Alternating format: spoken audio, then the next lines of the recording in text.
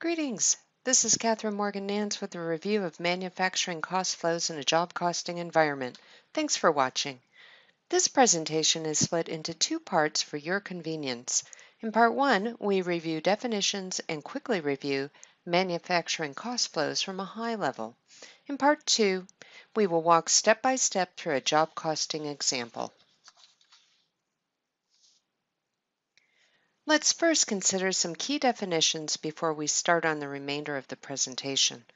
Raw materials includes any materials that go into the final product that we are making. Work in process consists of units of production that are only partially complete and will require further work before they are ready for sale to customers. Finished goods consists of completed units of products that have not been sold to customers yet. And the cost of goods manufactured includes the manufacturing cost associated with the goods that were finished during the period. Finally, by defining product and period cost, we are able to determine whether to record an amount as an inventory asset or as an expense. And more on this next. Product costs include any cost incurred to make a product. These type of costs are initially recorded as an asset in an inventory account on the balance sheet until the product is completed and sold. Product costs includes direct materials, and these materials are easily and conveniently traced to units produced.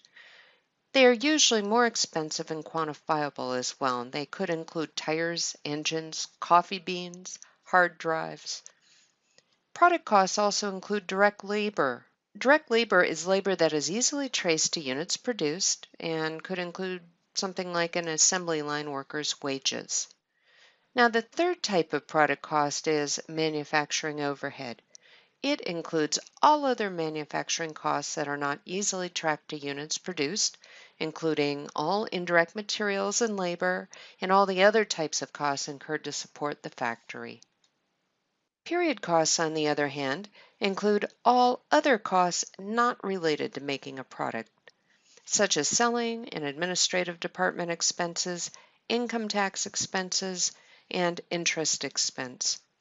These amounts are recorded on the income statement when they are incurred. They are never ever recorded in the inventory accounts.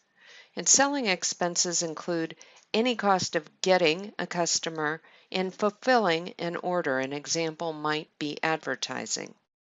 Administrative expenses include the cost of supporting the entire organization and could include the cost of accountants and IT people and all their supplies and workspace, the salary of the CFO, etc.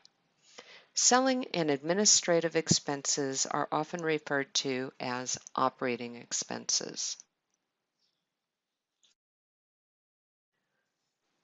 Now let's review cost flows from a high level.